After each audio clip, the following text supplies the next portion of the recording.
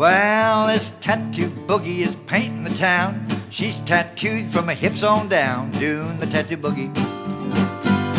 The tattoo boogie, not the hop. We boogied all over our favorite tattoo shop. Hello to everyone out there in the tattoo world, and welcome to St. Louis, home of the world-renowned TBobs Tattoo and this special edition of Perfect Tattoo History. In my travels, there's been hundreds of shops I've visited and worked at, but there's a few within the years and that really have the characters in these shops and have really withstood the test of time for doing great tattoos and being some crazy motherfuckers. And that one place in the Midwest is definitely TBobs Tattoo. So have a look inside as I'm talking. And we'll be talking to Ahmed and Alan today about the history, their history, and where they see TBobs going in the future. So step inside this historic tattoo place and sit and listen as I talk with current and future legends of the long history of TBobs. Yeah, we boogied all over our favorite tattoo shop. One step here, one step there, two nude women, what a pair, did tattoo boogie. Oh, we got down. Not the waltz or the rumba, but the boogie is painting the town. Yeah, the tattoo boogie is pretty painting the town.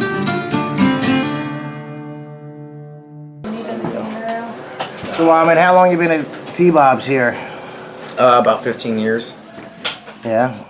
How'd you make your way here? I learned how to tattoo in Taos, New Mexico, under Eric Anderson at Cool Hand Tattoo.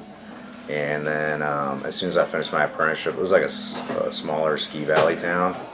So as soon as I finished my apprenticeship, I talked to Eric and I was like, I should probably move back to St. Louis. Came back here and got hired in 2003, 2004, huh? Who hired you? At the time, it was Mike Mitchell, Mitchell's son. Right. And who's Mitch? Mitch was the owner. Just for people that don't know. Right. I mean, we know. Mitch Mitchell. You know. Mitch Mitchell was. Cut. I'm going to the record store now. Okay. Right on. Are you going to Vintage Vinyl? Record Exchange. Yeah, that's a good So, one. Yeah. You see you this weekend? Yeah, man. So Mitch used to own a joint. Cool. Different parts of town, though. Mitch Mitch was ran TBobs Tattoo from basically. No, keep talking. From 1974 to. Oh, sorry about that. Mitch ran TBobs basically from like 1974, 1976 till 2001 when he passed away. All right. Where did he get it from? Well, I believe the person that he got the shop from was Charles McKinney or Electric Ed, they were there at the same time, and there was a group of guys that were working there that he worked with after learning from Cliff Raven. Huh. And so then he basically worked at the shop with. Also, there was a dirty bookstore named Bobby's Books there, and there was like a shooting gallery and a penny arcade that had been left over from the old days, and they ended up tearing down that whole section of Broadway. It was at 716 North. Yeah, Broadway. they always get rid of the coolest shit. Yeah. You know what I mean? Same with Chicago and Philly. Just everywhere you go, they. Fucking New York, they got rid of all the slime in Times Square. Yeah, that all part the of good, seedy, cool shit that was there is fucking gone. For sure. That part of South Broadway was a strip that Burt Grimm had his first shop on. Right. And then he moved it to his second location, which was 716 North Broadway. Right. Also the first location of TBobs.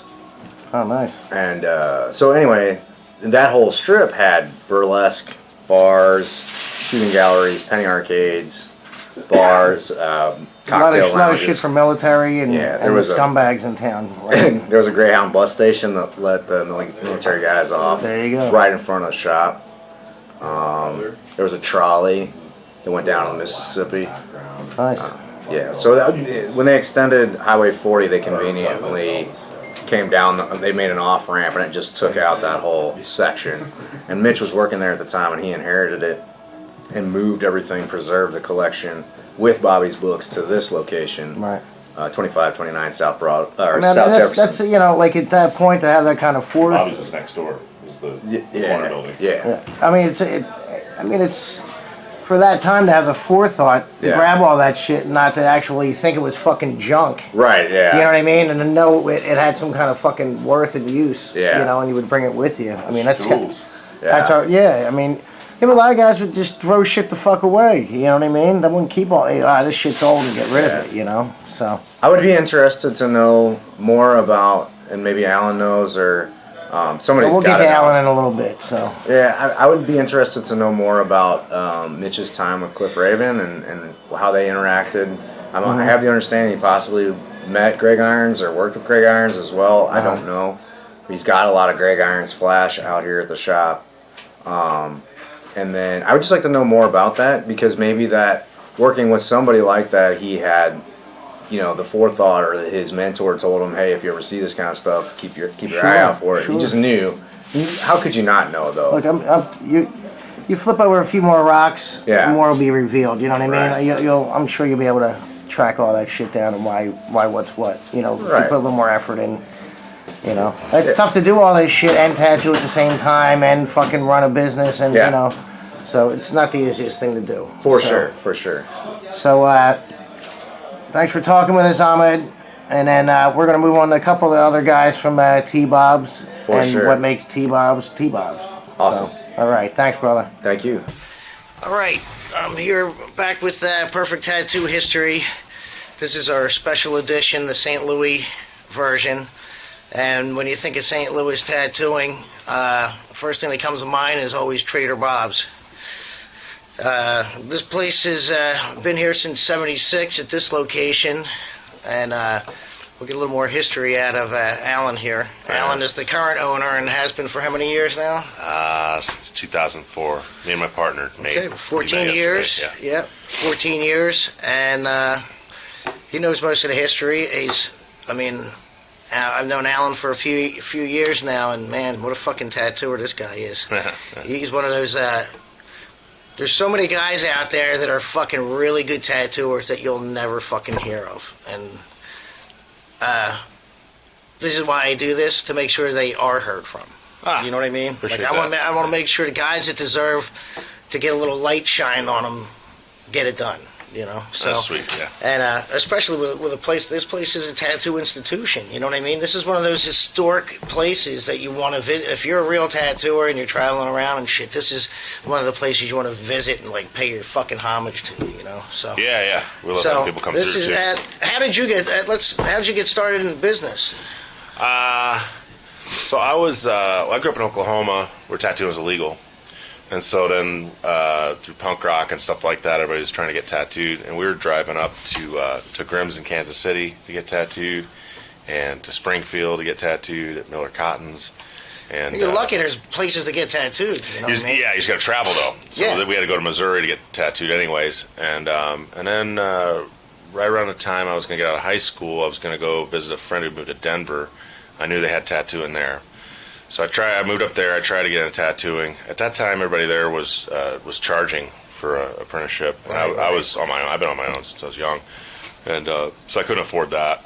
And then nothing happened there. I was there for a couple of years. Went to Kansas City, tried the same through Grimm's and some others there. Nothing doing there, but they hooked me up with through Winona. Who knew Bill Dubuque down in Columbus, and so one of my friends had got the call and was able to go apprentice there. And then when they were looking for more guys, then he called me up and said, hey, I know you're tattooing a little bit on your own. You want to come down here and get legit? And I was there in like a week.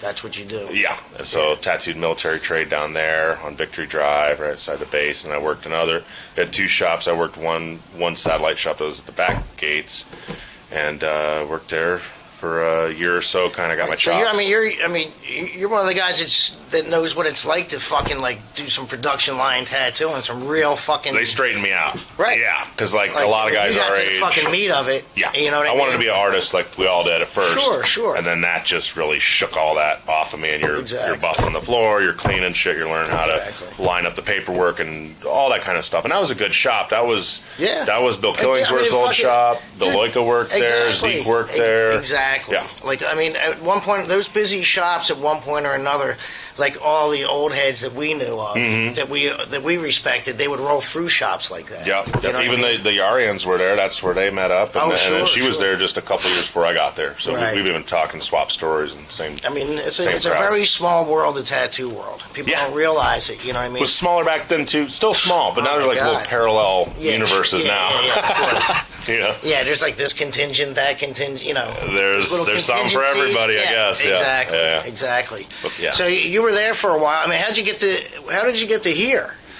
So I worked there for a year. Then I moved up to Atlanta, and I worked in Atlanta for a year at Sacred Heart for Tony Olivas. And then when I was there, a friend of mine came to visit, and she was dating a guy, Matt Hodel, who was apprenticing under Brad Fink.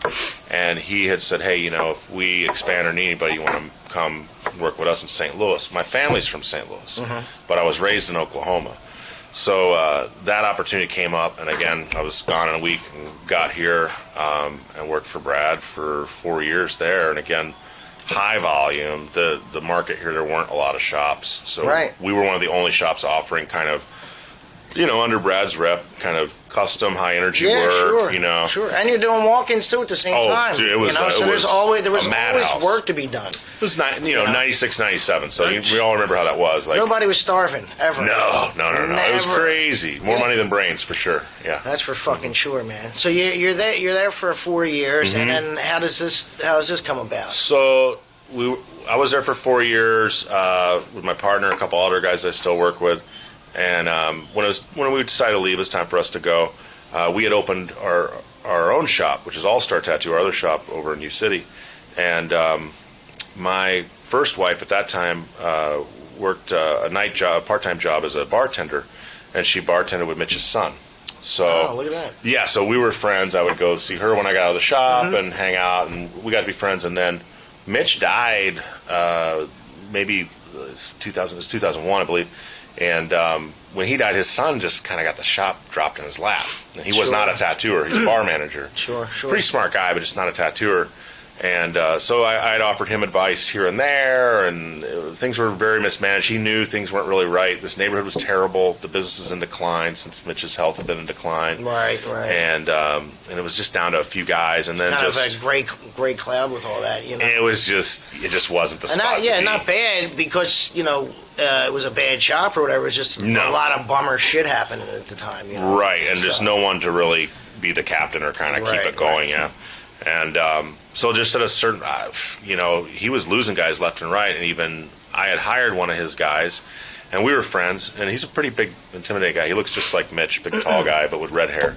And he calls me and says, hey, I need to talk to you. And I just hired this guy. I was like, word, okay, we'll meet up. And I figured he wants to scrap or at least bitch me out or something.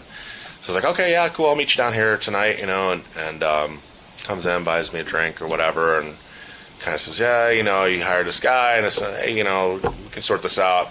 And then I had no idea. And he was like, look, I want to sell you the shop. He's like, I don't want to run my dad's place into the ground.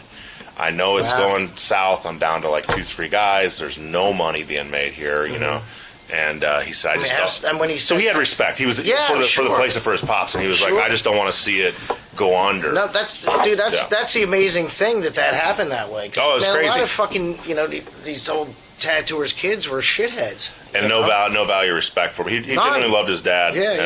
And so we'd only had our shop for 2 years. We had no interest in a second shop. But I knew what it was, too. I'd been trying to help him realize what it was anyways, So he's like, we'll make it work. And at that point, then I started coming over here from our other shop, and more or less my partner stayed at the other shop.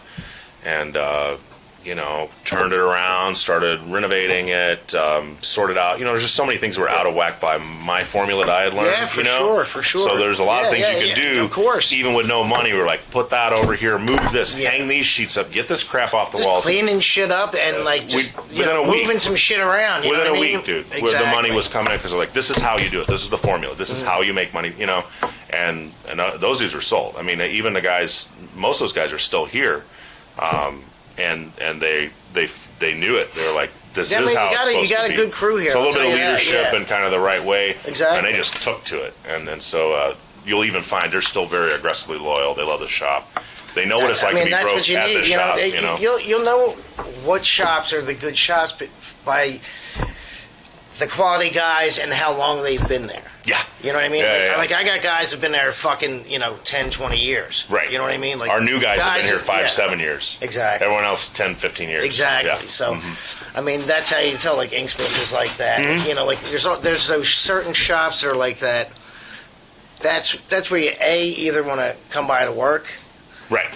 Or B, that's the kind of shop you want to be running.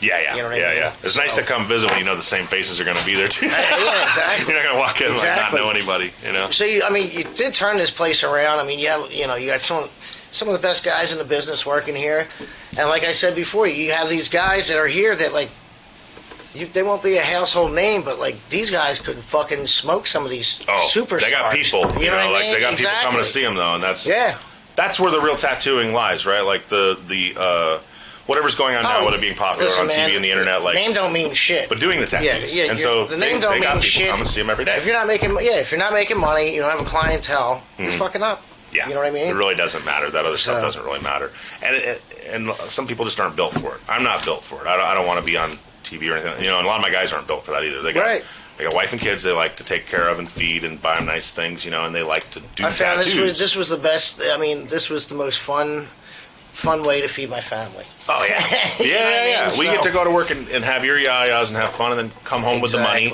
and be the breadwinner and all that. Yeah, they really enjoy that. Absolutely. Most of my guys are like that. They have a family. They own their own homes. They're pretty solid. They know what they're doing. They know who they are. There's nobody having an identity crisis. You get this place cracking, and then you went down, then you're down in Hawaii for a little bit. Now you're back again. So, like, where do you see the shop in the future? You know what I mean? Hopefully, have you put any thought about it, or you're just like a day-to-day kind of? Nah, I mean, I wish the neighborhood would come up around us. We watched it go down and kind of bob up and come up and down. I don't feel like I would ever want to move the shop, honestly, because it's just so dug in. I mean, for real. This building's been here since 1800s, so I don't know. I don't know if it would. I don't know what it would be if it moved.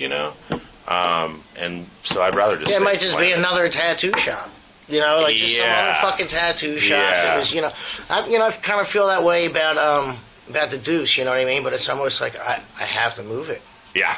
There's no chance of. And that's what's going on with everyone. We got to move it. And, I mean, I understand it happens. I think I would rather be poised and ready to react to something like that than to try to plan it. I think even just karma-wise, I'd be fucking shit up. We're going to move it here, and it's going to be this other thing, It's like when they move a really good restaurant or something, you're like, it's not the same place. You see this, you'll keep it here as long as you possibly can. Yeah. Now, this is your building? We own the building. So, I mean, that's a big fucking... Yeah, and that's another reason, like, why would you move if it's working? Yeah. I mean, we've had, like, some safety issues, the neighborhood crime and stuff like that, but we've kind of weathered it out. It's anywhere. And that's really, you run through it, and that's where you come back to. Is like, where would you be? I mean, where would you not have to deal with that? Exactly. It's not cool when they're having a shootout in your in front of the shop. I mean, what do you say then? But that's everywhere. Yeah. So I talked to Ahmed a little bit about some of the history of the shop here. Yes. And let's take us back. Who was the original owner? For this, it would be, there's obviously Bob Cleveland. There was Art Balsh was involved as well. His wife Faye had a shop, Faye's Tattoos, in Fort Leonard Wood, which is not far from here. That's the guys that you tattooed were from that area. Sure. And then a few other names passed through here, over the years. But there's also Charles McKinney was involved. There was some financial backing, so.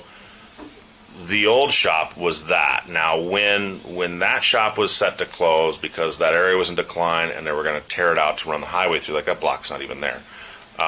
That's when Mitch took hold of it and took whatever, What's that, 70 what? So he was there. He'd only been tattooing a couple of years when he got this spot. So Right. he was there 74, and then by 76 he was here. Wow. And he was involved. He was president of a motorcycle club, and so he also had some backing, some financial backing through some associates of his through the club that helped him get up here. Right. And I know Charles McKinney was still involved. A number of the stuff was still in his name, even whenever we got it. So Really? Yeah. And this building next to us he owned an adult bookstore called Bobby's Books. There used to be a bunch of them around, and the building next door was Bobby's Books as well. Oh, really? I think even initially, from some old photos I've seen, there may have been half of this was partly the bookstore, and then they got that building. Okay. And so they had both these buildings here. And so pretty much from the time it's been here, Mitch has had it. And no partners. I know that, like I said, he had some backing and whatnot. Now let's. Mitch is. Honest Mitch Mitchell, right? So he's originally from it's Belleville, which is like a suburb across the river in Illinois. It's like 15 minutes from here.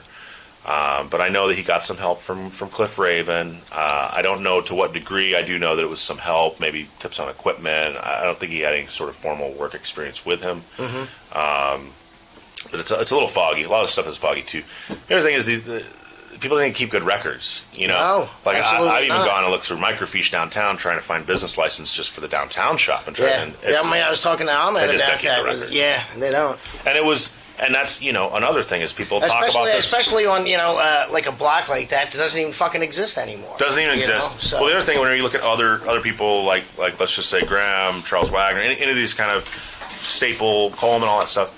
Look at how well they documented this shit. Look at how much they hyped and made their name. Sure. And that's why it's still recorded, right? Because they took the photographs. They sold the postcards. They did it all themselves. They did and then all you had that these stuff. guys and they really knew what they were doing. They really secured then their spot. Then you had a bunch of traveling guys or guys that were just had little shitholes or whatever. And those guys didn't care much. That was just their job. And even some that passed it out, like Earl Brown had worked here as well, and he had one of the oldest supply companies, in the U.S. since the 20s. Yeah, that was sure. in Illinois. But that's even kind of like, it's like smoke. You're kind of chasing it. You can't really kind of get a piece here and a piece there. So, this place is, okay, so you're going from 76 to 2018. That's a good run. It's a good fucking run, man. There's been some ups and downs. Look, I see people are still coming in. Like, every time I'm here, there's always people coming in. There are people busy. Yes. There's a lot of life left here. This is a functioning shop. Exactly. That's the whole point from my end. Is this should be a functioning shop. I don't want to own a museum per se. If you ask me, it's definitely in the right hands, man. I appreciate that. I see this. I see the way you love it. And the guys love it, and everybody's nurturing it. We all worship at the same altar. Exactly, you know what I mean? And it's like you guys love tattooing like I love it. You know what I mean? And it's you really got to have your hands on it. You can't be on the outside looking in. Right. It doesn't work that way. And even that, like, the game should be sold, not told, right? Exactly. Like you need to really be working it. Absolutely. If you show it all and you make a museum, and when you hear like young chicks at bars, I'm like, well, Sailor Jerry, and get the fuck out of here. You don't know what that is. Like it's just it's never right. So it's never right. Yeah, we're still. But working. You guys are the keeper of the flame here. You know what I mean? Yeah. And hopefully it'll go on. I don't know. I'm not that old, but there'll be a time where you don't want to tattoo all the time. But I would like the place to stick around. Right. You put it in the right hands when the time comes. Yeah. And we've got a couple hopefuls. We got the right guys here. Oh, for sure. Yeah. Well, Alan, thank you for talking to me. Yeah, and appreciate you. Made thanks it easy. for opening the door. Thanks for opening the doors here and let me always run always around. So you know what I mean. All right, man. Yeah. Thank you, brother. Thank you very much. Well, this tattoo boogie is painting the town. She's tattooed from her hips on down, doing the tattoo boogie. The tattoo boogie, not the hop. We boogied all over our favorite tattoo shop. She took off her pants and flung them on a chair. She had tattoos everywhere. We did the tattoo boogie. The tattoo boogie, not the hop. We boogied all over our favorite tattoo shop. He's got a panther, she's got a rose. They take white powder and stick it up the nose. Then they do the tattoo boogie till it's time to close. Yeah, they boogie like a snake being beat with a rubber hose. Japanese warrior, samurai sword, a big last supper, and there's the Lord. But don't you stop the tattoo boogie till we're all saved. The tattoo boogie will put you in your grave.